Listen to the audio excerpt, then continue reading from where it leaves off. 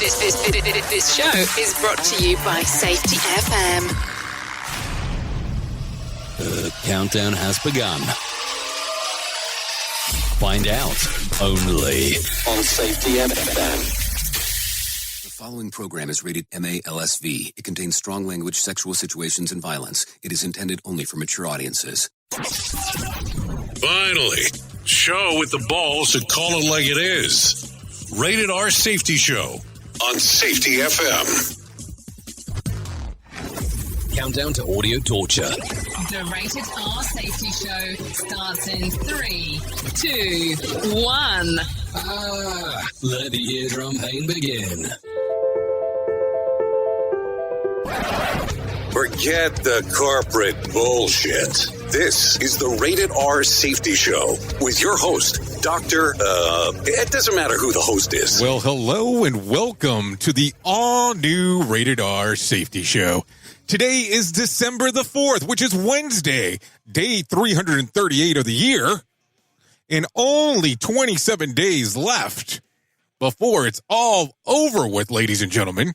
So hopefully you're off to a great and fantastic midday of the week, or midpoint, however you want to look at it. But yes, another lovely live Rated R Safety Show. If you're listening to us streaming to you live from safetyfm.com or safetyfm.live, oh yes, we're coming to you. So just so you'll be forewarned ahead of time, this is going to be the last show of the week.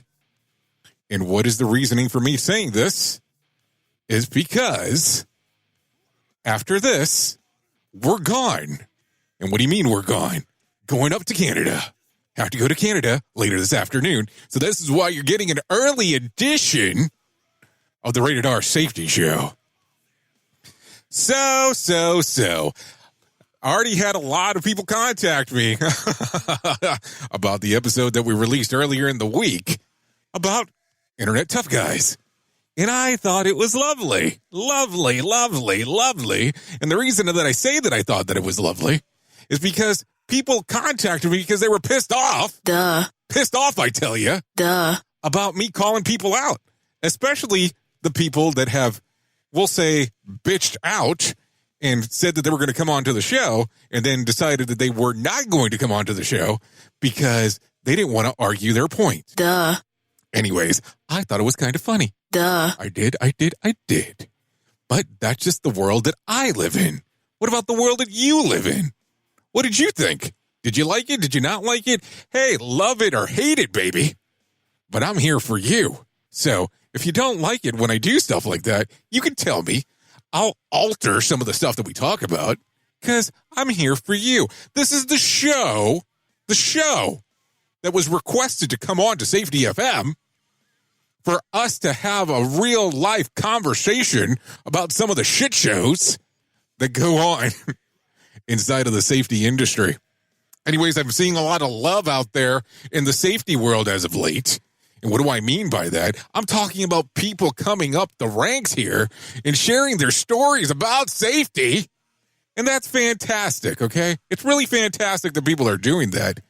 But let's make sure that some of these people that are coming out of the woodwork, that are sharing the love and that are sharing all of the information that they want to share, really have a good understanding of what's going on inside of the safety world. Anyways, let me get off of that version of the soapbox, because you know that it's only a version of the soapbox, because we haven't still done the other part. And that's talking about the news. So let's get it started. Safety in a way never heard of before. The Rated R Safety Show on Safety FM. More sarcasm than a Mortal Kombat beatdown. Rated R Safety Show. Here is the news on the Rated R Safety Show. Well, taking it from the top, ladies and gentlemen, let's give you the hit list. Oh, yes, the hit list. Google's founding leadership is moving on. Alphabet CEO Larry Page said that he is stepping down as head of the research giant parent company. The CEO of Google will take over the main job Sergey Brin, I believe is the name, is stepping down as president of Alphabet, and his role will not be replaced. In the statement, the pair said that it was a natural time to simplify our management structure. Brin and Page will stick around as board members, though, and together, they own the majority voting shares. Well, that's a good company to have a majority voting share for, wouldn't you think? Sorry about that. Had to take a nice little swig before we can continue on. So what do you think? Is this important to you? Is this safety messaging? I don't know. I always try to talk about some different things that are going on. And the reason that I talk about this is because I think that if you're an investor, because if you're investing your safety money that you're making, you want to be looking at what some of these big companies are doing. Let's continue anyways. Don't have too much fun in Wisconsin. What do I mean? It is illegal to throw snowballs on public property there, a statute that forbids to use of missiles, rocks, and arrows as deadly weapons, including snowballs. Oh, yes, are prohibited. But if you're horsing around, it's probably not the end of the world. The police department told the local CBS affiliate that they can't remember the last time that someone got in trouble for violating the anti-snowball ordinance in the area. What kind of bullshit is that? I can't throw a snowball? Come on, man. I hope this is not all of Wisconsin. I hope it's only part of it. Really hope it's no part of it. But man, what the hell? I can't throw a freaking snowball. Guess I won't be going to Wisconsin anytime soon. Anyways, American charitability has declined over the last 2 decades. In 2000, 66% of households reported giving to charity. By 2016, the most recent year to record, that the number was down to 54%. The study suggests the declining affiliations with religions has a lot to do with the stinginess. So, I don't know, do you actually give part of your income to charitable things that are out there? If you're not, you should. Give it some consideration. Donate time, donate money, if you can, because there are people that are out there, they're not as fortunate as you. And we always have to be able to share the love around as much as we can. Always take a look at that as much as we can, because it's important. And I know that Tuesday was a charitable giving day yesterday, but I think this shit needs to be looked at more than just once a year. Duh. Because I think that people get too hung up on, I'm only going to do it during this time of the year because it's important. A British study suggests that the average TV consumer will clock 78,705 hours in front of the tube during his or her lifetime.